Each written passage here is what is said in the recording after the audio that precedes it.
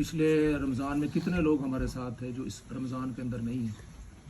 تو اللہ تعالیٰ نے ہمیں ایک دفعہ پھر موقع دیا ہے کہ ہم اپنے گناہوں کی اللہ تعالیٰ سے معافی طلب کر سکیں، اس رمضان مبارک کے اندر نیکیاں کر سکیں.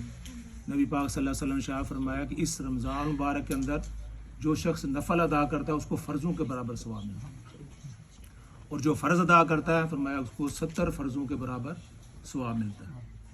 تو یہ اللہ تعالیٰ کا خاص ہم پر کرم ہے اور فضل ہے، اور اس موقع کو ہمیں ضائع نہیں کرنا چاہیے. اس رمضان مبارک کے اندر زیادہ سے زیادہ اللہ تعالیٰ کی ہمیں عبادت کرنی ہے، اللہ تعالیٰ کے راستے کے اندر خرچ کرنا ہے. اگر ایک دفعہ سبحان اللہ کہیں گے وہ 70 مرتبہ انشاءاللہ کہنے سے اس کا ثواب ملے گا.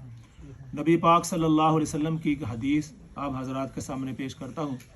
حضرت سلمان فارسی رضی اللہ تعالیٰ عنہ وہ بیان کرتے ہیں کہ نبی کریم صلی اللہ علیہ وسلم نے قال خطبنا رسول اللہ صلی اللہ علیہ وسلم فی آخر یوم من شعبان. رسالت میں آپ صلی اللہ علیہ وسلم نے شعبان کی آخری دنوں کے اندر ہمیں ایک خطبہ ارشاد فرمایا. رسالت میں آپ صلی اللہ علیہ وسلم نے شعبان کی، یہ رمضان سے پہلے جو مہینہ ہے، اس کے اندر آپ صلی اللہ علیہ وسلم نے ایک خطبہ ارشاد فرمایا. وہ خطبہ کیا تھا؟ فرمایا فقال یا ایھا الناس، اے لوگو، قد اظلکم شہر عظیم، اے لوگو تم پر ایک مہینہ سایہ فگن ہے، یعنی ایک مہینہ تم پر آنے والا ہے جس طرح ہم پر آ گیا ہے. اظلکم شہر عظیم، یہ بہت عظیم جو ہے نا یہ مہینہ ہے. شہر عظیم شہر مبارک، فرمایا کہ یہ برکت والا مہینہ ہے. فیہ لیلۃ، فرمایا کہ اس کے اندر ایک رات ہے، خیر من الف شہر، وہ رات ایسی ہے جو 1000 مہینوں سے افضل. اور فرمایا کہ اس مہینے کے اندر جعل اللہ صیامہ فریضۃ، اللہ رب العزت نے اس مہینے کے اندر روزے رکھنے کو فرض قرار دیا. یعنی جو شخص بالغ ہو چکا ہے، جو مرد اور خاتون بالغ ہو چکی ہیں، یعنی 16 کے اوپر ہو گئے ہیں، ان پر روزہ فرض ہو گیا. اگر اس سے پہلے بھی کوئی بچی یا بچہ بالغ ہو جائے تو اس پر روزہ فرض ہو جائے. فرمایا وقیامہ لیالہ تطوعا، اس کی جو راتیں ہیں اللہ تعالیٰ اس کے اندر جاگنے کو اللہ تعالیٰ نے ثواب کی چیز فرمایا کہ ارشاد فرمایا اس کو ثواب کی چیز جو ہے بنایا. وَشَهْرٌ يُزَادُ فِيهِ رِزْقُ الْمُؤْمِنِ، اللہ نبی پاک صلی اللہ علیہ وسلم نے فرمایا کہ اس مہینہ کے اندر مومن کے رزق کے اندر برکت اس کر دی جاتی ہے، اس کا رزق وَيُزَادُ فِيهِ رِزْقُ الْمُؤْمِنِ، مومن کے رزق کو بڑھا دیا جاتا ہے. اب دیکھیں کہ جو چیزیں ہمیں رمضان کے علاوہ نہیں ملتی اللہ تعالیٰ رمضان کے اندر عطا کرتے ہیں. جس کو کھانے کے لیے نہیں ملتا کسی غریب کو بھی، اس کو بھی اللہ رب العزت اس مہینے کے اندر عطا کرتے ہیں.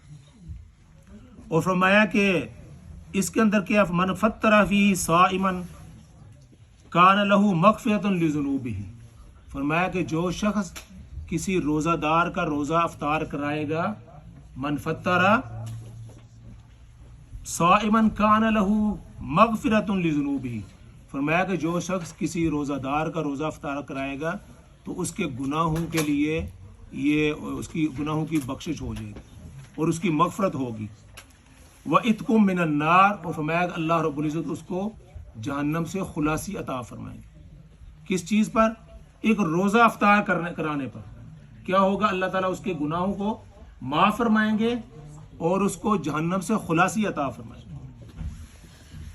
اور روزہ کس طرح افطار کرنا ہے؟ فرمایا کہ صحابہ نے پوچھا یا رسول اللہ، قلنا یا رسول اللہ صلی اللہ علیہ وسلم لیس کلنا نجد ما نفطر به الصائم، یا رسول اللہ ہم میں سے کوئی ہر آدمی تو کسی کا روزہ افطار نہیں کرا سکتا. صحابہ نے پوچھا یا رسول اللہ ہر شخص تو ہم میں سے اس طاقت نہیں رکھتا کہ وہ کسی کا روزہ افطار کرا سکے. رسالت میں آپ صلی اللہ علیہ وسلم فرمایا فقال رسول اللہ صلی اللہ علیہ وسلم یعطی هذا الثواب من فطر صائما على مذقۃ لبن او تمرۃ او شربۃ من ماء، فرمایا اللہ رب العزت ایک گھونٹ پانی پلانے سے بھی اس کی مغفرت کر دو.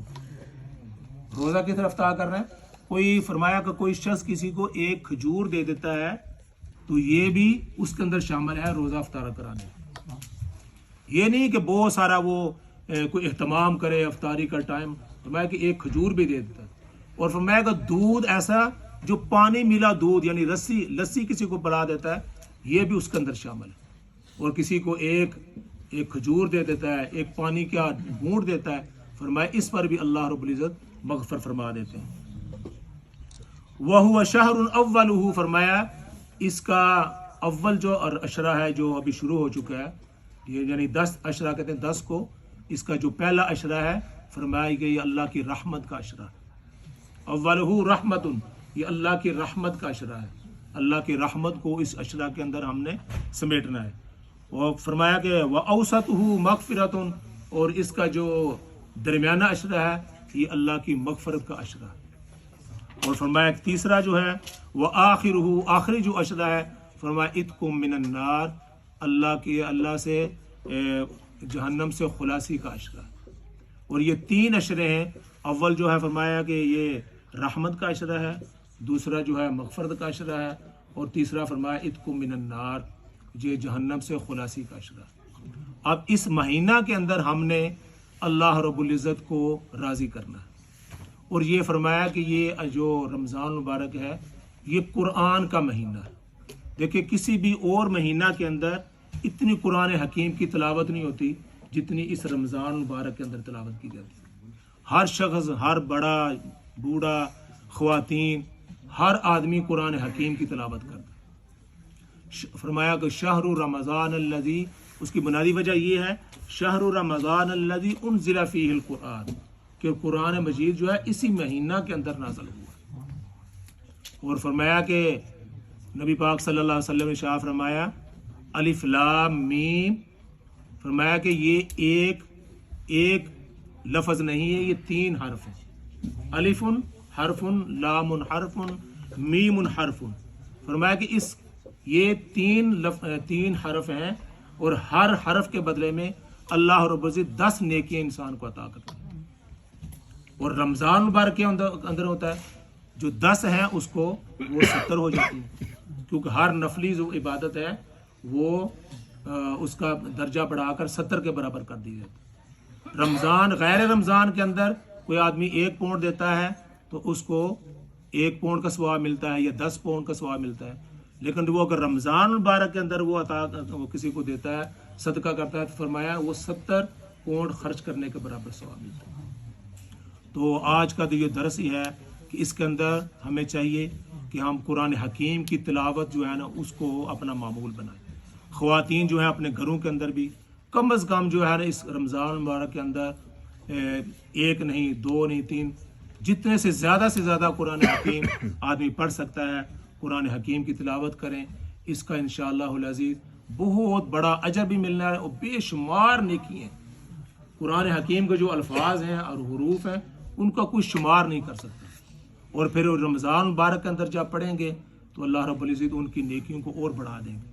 تو یہ رمضان مبارک کا مہینہ اللہ تعالیٰ نے ہمیں ایک مرتبہ پھر عطا کیا ہے، تو اس کے اندر اس کی قدر کرنی ہے، اور اس کے اندر فرمایا کہ یہ صبر کا مہینہ ہے اور یہ غم خواری کا مہینہ ہے، صبر کا مہینہ ہے۔ رمضان مبارک کے اندر ہم نے صبر کو سیکھنا ہے، جیسے ہم رمضان کے اندر روزہ رکھتے ہیں تو سارا دن صبر کرتے ہیں، پانی پینے سے، کھانا کھانے سے، اور رمضان کے اندر ہم نے یہ جو برائیاں ہیں ان سے بچنے کی کوشش کرنی ہے۔